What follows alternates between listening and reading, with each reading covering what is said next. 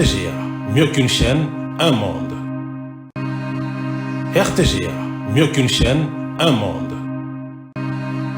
RTGA. Un monde.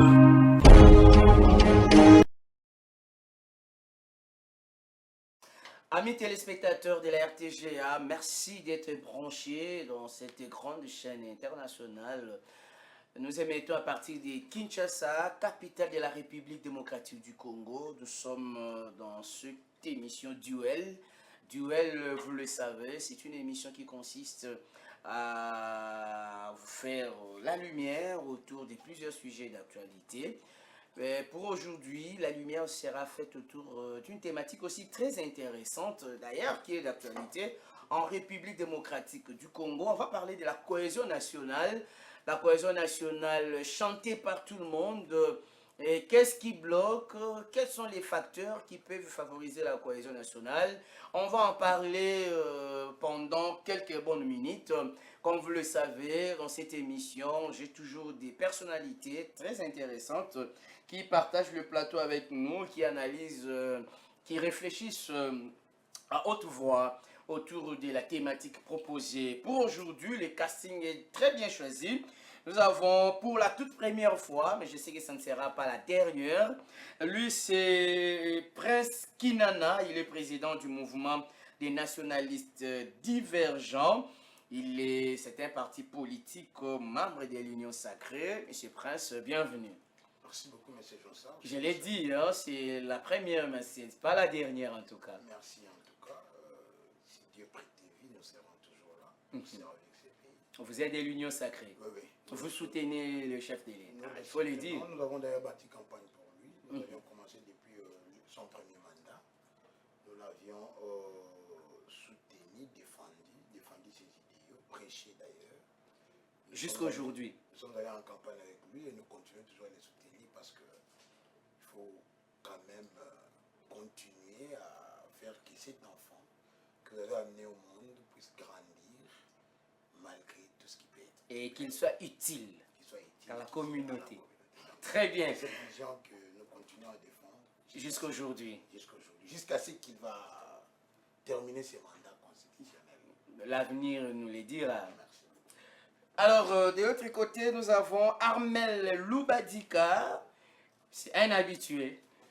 Mais vous êtes devenu un habitué des duels. Évidemment. C'est pour le bien de notre pays, la République démocratique du Congo, qui est un bien commun, un État de droit et non un État privé d'un groupe d'individus qui fait en sorte que les biens de ces pays leur appartiennent seuls, d'autant plus qu'ils sont dans des postes plus jutés. D'ailleurs, c'est ce que vous militez. Je rappelle que vous êtes le président du collectif des jeunes leaders de la RDC, il faut le préciser, mais très ancré à Mwanda. Vous défendez bec-ongle l'intérêt de la communauté. Dans chaque chose, il faut avoir une source. Où vous avez commencé, qu'est-ce que vous avez fait pour la République démocratique du Congo?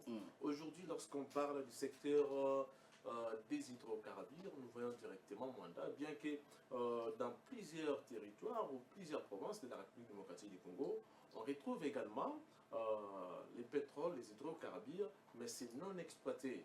Seule la cité côtière de Mwanda, qui aujourd'hui sert au gouvernement congolais pour l'exploitation de ces ressources naturelles. Eh ben, nous avons d'habitude profité de cette occasion pour défendre bec et ongle, comme vous venez de le souligner, les intérêts de la République, conformément à la constitution de notre pays qui dit lorsqu'un territoire, un milieu de vie produit, l'État est censé de rétrocéder les 40% de ses recettes. Mais chose qui n'est pas le cas aujourd'hui, la population mwandaise en souffre. Et nous disons non. D'ici là, nous avons aussi interpellé les gouverneurs des provinces du Congo central qui ne respectent même pas la loi de notre pays. Le gouvernement central rétrocède, mais jusque-là, les territoires du Mwanda ne savent pas à quel pourcentage doit-il bénéficier pour que ces territoires puissent revêtir des salles. On y reviendra. Je sais que les 10 millions octroyé pour le développement du territoire pose encore problème. Mais Son la dame sera arrêtée utilisation, avec son financier. on va en C'est parler. certain. La justice est derrière ce dossier et nous n'allons pas abdiquer. Jusqu'à ce que cette dame sera arrêtée, c'est à ce moment-là que nous allons aussi nous faire coiffer. D'accord, merci beaucoup. Alors, Prince Kinana, je commence avec vous. C'est parti, mesdames et messieurs, avec ces bonnes minutes des duels. Vous qui nous suivez de partout, serrez vos ceintures et ça se passe comme ça. Lorsqu'on parle de la cohésion, j'aimerais d'abord qu'on commence par là, fixer un peu l'opinion, ceux qui nous suivent de partout à travers le monde, la cohésion nationale. Que peut-on comprendre de ce concept? D'abord, d'une manière... C'est un peu le temps. D'une manière générique, la cohésion nationale, c'est le vivre ensemble. C'est le vivre ensemble, c'est ces sentiments patriotiques que vous pouvez avoir, de voir votre État ou tous les groupes ethniques qui la composent, vivre en harmonie, en paix, mais aussi militer pour l'émergence de cet État. Cohésion veut dire vivre ensemble. La RDC est un pays d'une multiplicité ethnique, c'est ce qui fait d'ailleurs cette pluralité ethnique fait notre beauté, notre diversité. Je ne dirais pas qu'au Congo, nous ne sommes pas cohésion nationale, non, je ne pense pas. Parce que lorsque vous voyez avec quelqu'un qui est du Grand Bandundu, il se retrouve avec celui qui est du Kassai, il l'appelle frère. Je vais y aller en citant les noms de ceux que vous appelez grands leaders politiques. Katumbi, lorsqu'il retrouve Fayoulou, il l'appelle frère. Lorsque Tshisekedi voit Fayoulou, il l'appelle frère. Lorsque Kabouya retrouve Sanga, il l'appelle frère. C'est ça déjà la cohésion nationale. Là c'est quand ils sont ensemble. C'est-à-dire que, quand ils sont ensemble, quand idéologiquement on est ensemble. Écoutez, je parle d'une manière nationaliste, d'une manière générique. Cohésion nationale veut dire vivre ensemble. Si nous sortons avec vous de cette chaîne, vous pouvez vous retrouver avec un Congolais sans vous demander il est d'où. Il est du Kassai, il est du Congo, ça vient après. Ça vient après, mais vous l'appelez d'abord frère, du fait que nous sommes tous Congolais, fils d'une même mère patrie. C'est cette appartenance, cet sentiment qui nous fait appartenir à ces grands Congos et que vous voyez un de votre compatriote, votre concitoyen, vous l'appelez frère, c'est ça la cohésion nationale. Mais maintenant, il y a des prépondérances qui militent pour maintenir cette cohésion. Entre autres, la lutte contre le tribalisme, entre autres, la lutte contre l'injustice sociale, entre autres, il y a beaucoup de prépondérances qui entrent en valeur pour permettre à ce que cette cohésion nationale reste le ciment. Elle s'apparente à l'unité nationale. La cohésion nous amène à l'unité. Lorsque vous avez ce sentiment d'appartenir au Congo et que vous voulez que ce Congo reste indivisible, là nous parlons de l'unité nationale. En fait, jusqu'à preuve du contraire, Mobutu a été ou reste le seul. Le père de la cohésion nationale. Non, pas de la cohésion, le père de l'unité nationale. C'est-à-dire, à une certaine époque, les Congolais ont voulu se séparer. Le régionalisme a voulu supplanter le vivre ensemble. Le tribalisme a voulu prendre le dessus sur la mise en commun de nos valeurs.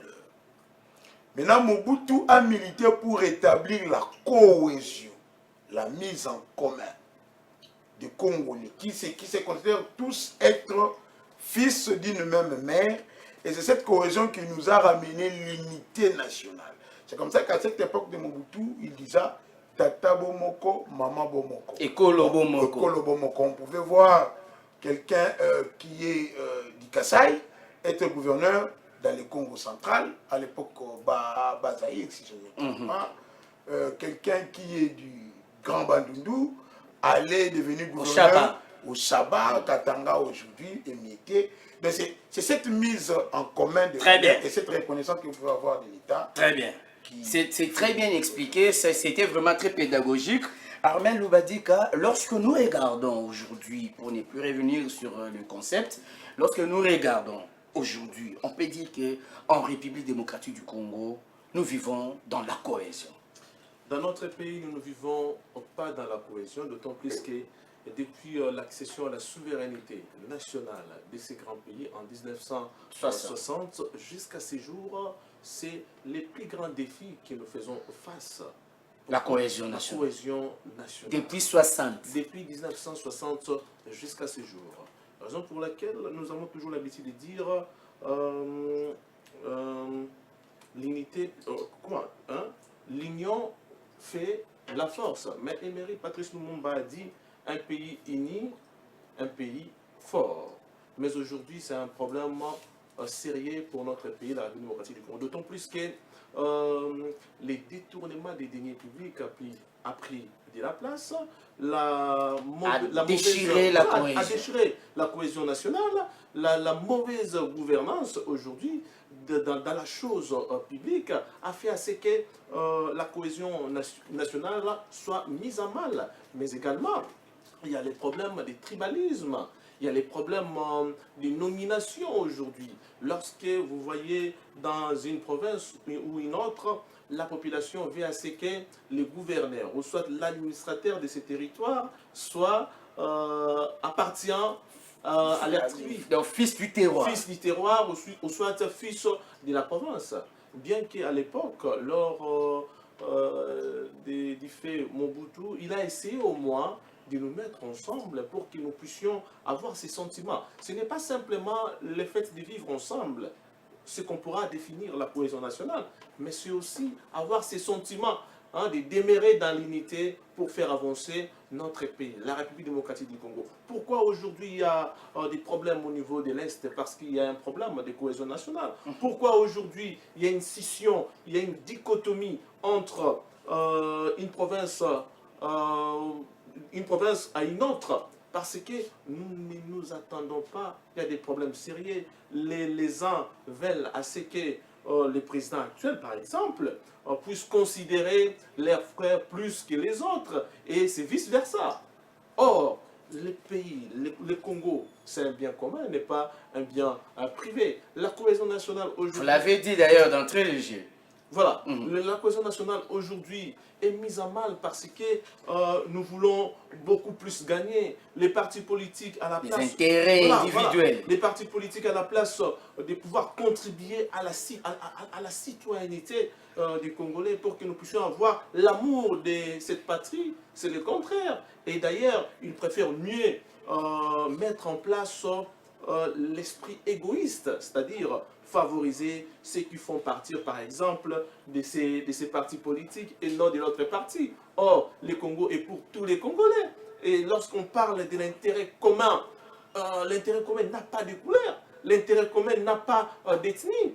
Raison pour laquelle il y a certaines personnes qui disent que lorsque nous parlons de la cohésion nationale, nous devons directement faire allusion à l'éthique. L'éthique est l'âme de la cohésion nationale. Est-ce qu'aujourd'hui on peut parler de l'éthique au niveau de nos institutions? C'est une question qui reste pendante, bien que déjà nous essayons de répondre à cela. L'éthique aussi pose problème dans des nominations, l'éthique pose problème dans la gestion de la chose publique, l'éthique pose problème presque dans beaucoup de domaines. Très bien. Je pense, mesdames et messieurs, vous qui nous suivez, c'est très pédagogique apparemment aujourd'hui, parce que la thématique veut à ce que nous élevons le débat très haut. Monsieur Prince, à entendre Armel Loubadika, il déplore, sinon il dénonce. Et qui est censé cimenter cette cohésion? Qui est censé créer cette cohésion nationale dans un État comme le nôtre, comme la République démocratique du Congo? Dans chaque État, il existe ce que nous appelons le système politique.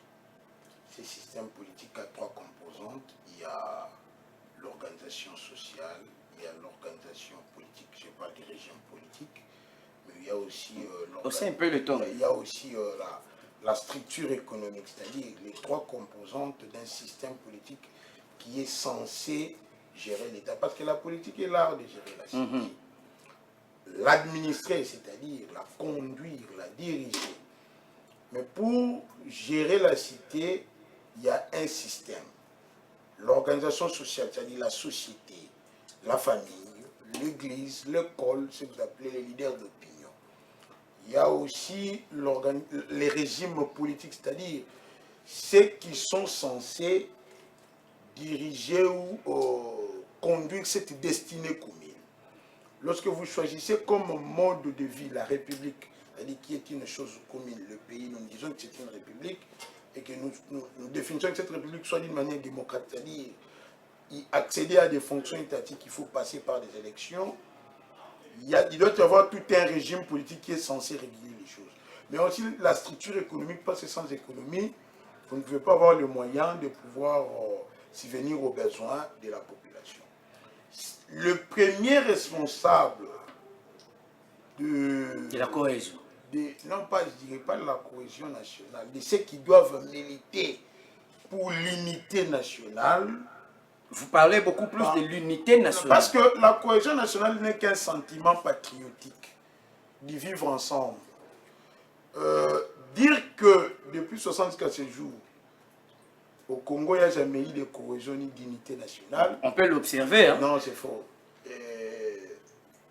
S'il n'y a jamais eu de cohésion, les Katanga seraient déjà devenus un pays. Mais les Katangais se plaignent. Vous êtes acteur politique, vous savez aujourd'hui. Nous savons tout cela. Les Katanga seraient déjà devenus un État avec la sécession katangaise. Mobutu a beaucoup travaillé quant à ça. Nous grandissons avec des amis. Vous arrivez même jusqu'à l'université, tu ne sais pas il est de quelle ethnie. Ceux qui nous suivent à la maison les savent. À l'époque, vous pouvez rester avec quelqu'un, vous n'avez même pas ce sentiment de lui demander s'il est de quel pays. Et surtout qu'au Congo, on travaillait déjà pour éradiquer tous ces mots, M-A-I-X, qui détruisaient l'unité nationale. Alors, vous dites que le responsable... Je vais vous donner un exemple. Les Bazombo du Congo central et les Bazombo de l'Angola pouvaient vivre ensemble et grandir ensemble jusqu'à se marier. Ils ne savaient pas que l'un est de l'Angola. Pourquoi? Parce qu'il n'y avait pas cette appartenance ou ce sentiment de tribaliser les choses. C'est après Mobutu. Je vais maintenant... J'étais en train de répondre et de recadrer mon co-débatteur qui vous a dit que depuis 75 jours, il n'y a jamais eu de cohésion. Non, c'était faux. Parce que c'est après Mobutu. Je vais donner par exemple un exemple. Mobutu Bombo et du Kassai, si je me trompe. Elle a été gouverneur au Congo central. Il y a... qui d'autre? Il est maintenant en vie, je crois. Il doit être sénateur de l'Équateur, mais c'est un Kassaïen. Il y a aussi quelqu'un qui était du Kassai ou du Congo central qui s'est retrouvé gouverneur dans les Grands Kivu. C'est après Mobutu, avec la rwandophobie. Parce que... C'est-à-dire? Non, Honoré Ngwanda a amené des concepts selon lesquels les Congolais devaient connaître avec qui ils vivaient. Il y avait cette peur de pouvoir vivre avec les Rwandais. C'est là où on a brisé la cohésion. C'est la rwandophobie qui nous a amené à commencer à identifier qui est qui vient d'où, qui est son père. Donc c'est-à-dire, au village, on partait même loin à connaître la généalogie de chaque personne qui devait nous fréquenter. Très bien. Je vais citer par là. C'est-à-dire que lorsque cette peur de l'étranger, cette phobie des Rwandais nous est arrivée, on a maintenant commencé à dire l'autre est Swahili, l'autre est Ngala, l'autre est Congo, l'autre est Teke, l'autre est Luba. Nous sommes même partis très loin jusqu'à dire celui-ci est mon frère, celui-ci est de ma province, et c'est ce qui est. C'est-à-dire que l'unité nationale, mais au moins vous êtes d'avis que l'unité, la cohésion là, a été brisée à un certain niveau. L'unité nationale. L'unité nationale a subi des chocs, déjà du fait même du changement de ces systèmes. Ouais, même à l'époque, le militaire rotait, même le gouverneur. Lorsque on a commencé avec ce système de lire que des gens qui sont du fils de ce territoire, le fils des terroirs. Donc, vous devez être du Congo central pour être gouverneur du Congo central. Très bien. Peut-être du Kwango pour être gouverneur du Kwango. Ça a commencé à rétrécir cette unité Et c'est vieux démon du régionalisme, c'est vieux démon du séparatisme, voire même de sécessionnisme, se sont réveillés. Très bien. Je pense que ceux qui nous suivent notent. Vous pouvez réagir, le numéro est là. Alors, on peut évoquer plusieurs situations, mais je prends le cas de la série des levées des immunités parlementaires à différents niveaux, ici à Armel Loubadika. Est-ce que ça aussi, ça brise la cohésion? Bon, M. Prince Kinana veut qu'on parle de l'unité. Est-ce que ça brise l'unité, ça brise la cohésion? Mais vous savez, lorsqu'on parle aujourd'hui de la cohésion nationale, on ne peut pas exclure l'unité nationale. La raison pour laquelle, dès lors que j'ai pris la parole, j'avais bien précisé, un pays uni, un pays fort. On ne peut pas être fort sans pour autant être... Dans la division, uni. Non. Et donc, à partir de là que nous pourrions parler de la cohésion nationale. Et bien que l'ami a essayé un peu de douter de ce que je dis, mais c'est tout à fait normal lorsque Mobutu fut président de la République, même ses gardes proches fit des Ngala, des Ngwandi à l'époque. Plusieurs de ses proches faisaient partir de son ethnie, de sa tribu, qu'il avait contredit. Mais lorsque nous parlons de la cohésion nationale, là il n'est pas question de pouvoir choisir qui fait partir de ma tribu ou qui fait partir de ma province ou pas. Non, là, il n'est pas question d'évoquer toutes ces questions-là. Et lorsque je pourrais revenir à ta question, lorsque vous parlez de la levée des immunités... Ça crée des frustrations, ça et là. Est-ce que ça brise l'unité? Je ne pense pas. Lorsqu'on parle aujourd'hui de la cohésion nationale, on ne peut pas aussi mettre de côté une justice sociale équitable, où ça exige à ce que tous les Congolais soient égaux devant la loi. Ça exige à ce que nous ne puissions pas parler de l'impunité. L'impunité nous amène à ce que tous ceux qui ont détourné, tous ceux qui ont commis des failles ne soient pas punis. Or, les lois de notre pays ne disent pas cela. Les lois de notre pays disent plutôt que tout Congolais, tout citoyen congolais est égaux devant la loi.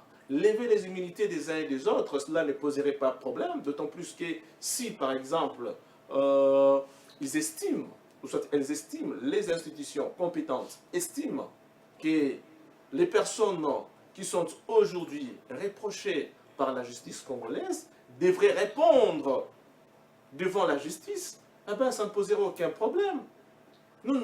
Aujourd'hui, nous sommes en train de déplorer, de dénoncer matin, midi, soir, sur les questions liées au détournement des deniers publics. C'est parce que nous avons besoin à ce que l'impunité cesse. Abat l'impunité. Nous voulons à ce que la République démocratique du Congo puisse aller de l'avant. Et lorsque aussi nous parlons de la cohésion nationale, il est question de pouvoir... D'abord, la cohésion nationale, c'est un enjeu majeur pour la stabilité et le développement d'un pays. On ne peut pas parler du développement lorsqu'il y a détournement, lorsqu'il y a impunité. Mais aujourd'hui, à l'Assemblée nationale ou soit au niveau des Sénats, lorsqu'on lève des immunités des uns et des autres, c'est parce qu'il y a un problème. Et lorsqu'il y a un problème, il faut trouver des solutions. Il faut qu'il y ait une justice sociale équitable, où tous les Congolais doivent répondre de ces actes de gestion lorsqu'il fit ou lorsqu'il est à un poste donné. Nous ne voulons pas qu'une personne soit intouchable. Non, nous ne sommes pas dans un régime des intouchables. Nous sommes dans un régime où tous les Congolais sont censés de respecter les droits. Nous sommes dans un pays de droit. Un état de droit aussi fait partir de la cohésion nationale. Nous ne sommes pas dans un état dictatorial où personne, où nous avons le plus fort que les institutions. Non, lorsqu'on parle aussi de la cohésion nationale, nous voyons la grandeur de nos institutions. Donc, les institutions sont plus fortes que les individus. Les individus ne doivent pas être plus forts que les institutions. Très bien, très bien. Alors, Prince Kinana, vous êtes acteur politique. Nous avons assisté récemment aux consultations qui avaient, entre autres, pour mission la formation du gouvernement de cohésion nationale. Et lorsqu'on parle du gouvernement de cohésion nationale, c'est vrai, on attend ce gouvernement, mais qu'est-ce que le commun des mortels, qu'est-ce que le peuple lambda, qu'est-ce que le public peut retenir de ces concepts-là, gouvernement de cohésion nationale? On dit pas, on dit gouvernement d'union nationale. D'union nationale. Dans le sens où seuls ceux qui ont compétit, qui ont pris part aux élections, étant représentés dans les assemblées délibérantes, principalement l'Assemblée nationale, c'est d'elle qu'émane le gouvernement, où le poids politique quantitatif doit être considéré. On regarde, tel a autant de députés, comme la pratique l'exige ou de coutume chez nous, tel a autant de députés, il doit y avoir autant de ministres pour former un gouvernement. Ceux qui sont censés conduire la politique de la nation, c'est-à-dire nous diriger. Mais ici, nous nous retrouvons face à une incapacité de gestion. Nous nous retrouvons dans une situation où on voit que les uns se sentent marginalisés, les uns se sentent délaissés. Et qu'il y a de ceux-là qui pensent qu'il y a une poignée de main, une poignée de gens sur lesquels se concentre le pouvoir. Et pour raison de paix, de quiétude et de concorde, il faut faire participer tout le monde à la gestion.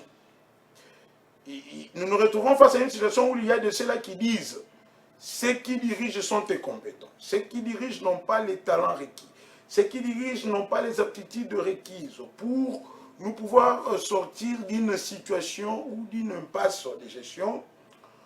Maintenant, on passe outre les us et coutumes, on permet à ce que tout Congolais ait pris de bon sens, de rationalité, ait pris de développement, de voir son pays émerger, qui pense détenir des qualités, qui pense être leader, qui pense corriger quelque part ou dans un domaine donné,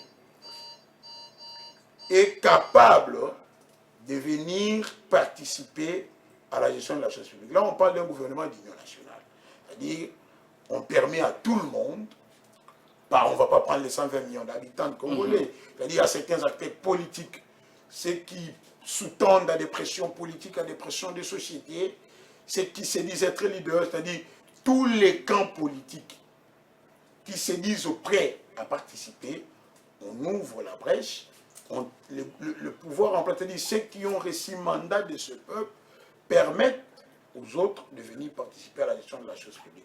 C'est là où on parle d'un gouvernement d'union nationale. Un gouvernement qui est censé diluer ou phagocyter les pressions tant politiques que populaires qui peuvent soit déstabiliser le pays d'une manière politique et sociale. Alors, vous avez, on me fait signe que nous tendons vers la fin, vous avez suivi on peut dire les discours de l'ancien président Joseph Kabila qui a estimé que, en tout cas, les tribalismes, les népotismes ont pris les dessus sur les vraies valeurs en République démocratique du Congo. Il a décrié un certain nombre de choses, il a décrié la gestion.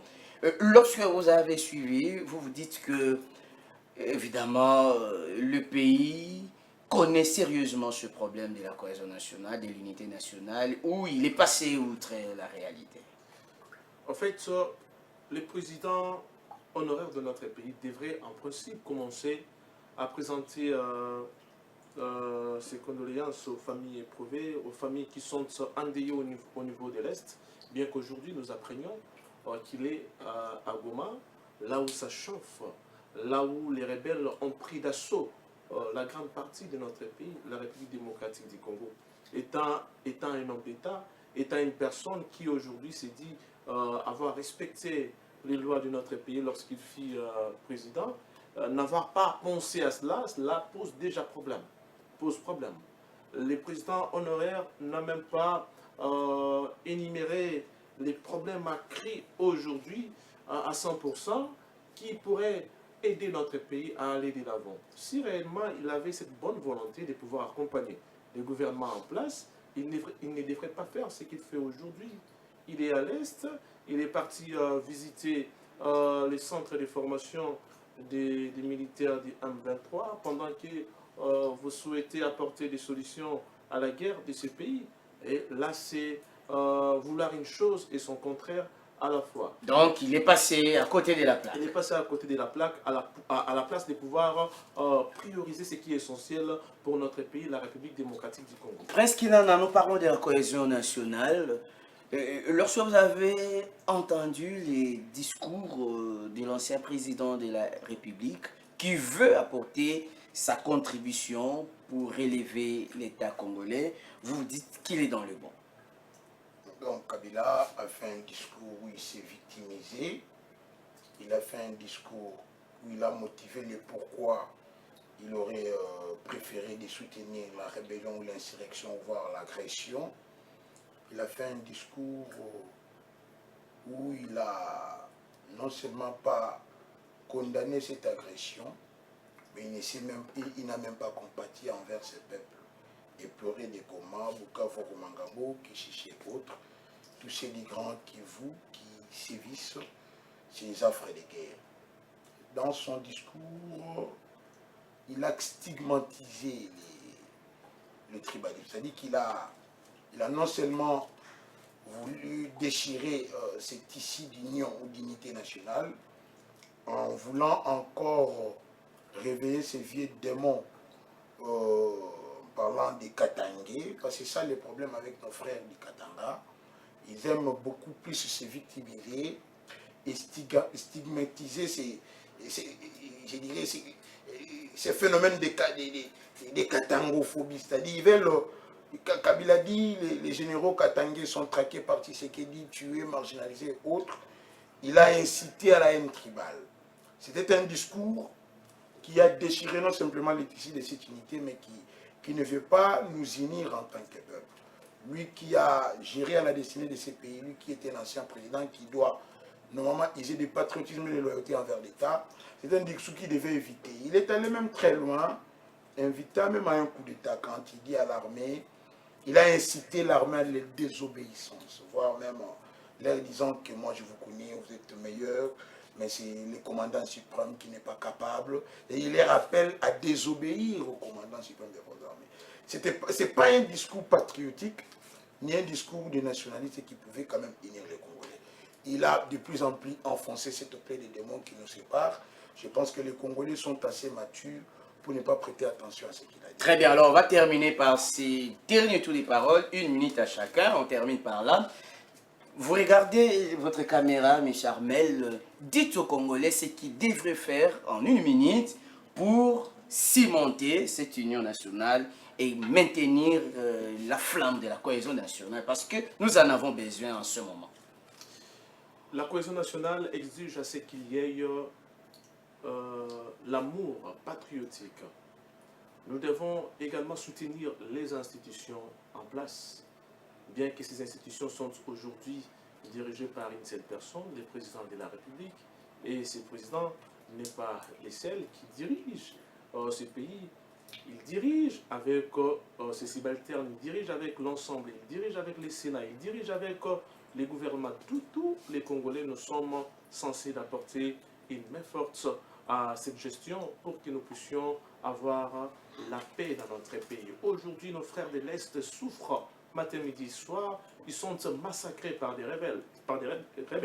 Nous ne pouvons pas s'élever au jour le jour, combattre le gouvernement, combattre les institutions. Nous devons les soutenir pour mettre hors d'état de nuire ces rebelles qui nous haïssent, qui tracassent et maltraitent nos frères qui sont dans la partie est de la République. Très bien. Mais Monsieur Prince Kinana, président du mouvement des nationalistes divergents, vous avez votre caméra en 1 minute. Quel est le message que vous pouvez lancer à tous ces Congolais pour cimenter l'unité nationale, cohésion nationale? Il suffit simplement d'éviter d'être tribal, d'éviter le clientélisme, d'éviter le népotisme, la camaraderie, le favoritisme.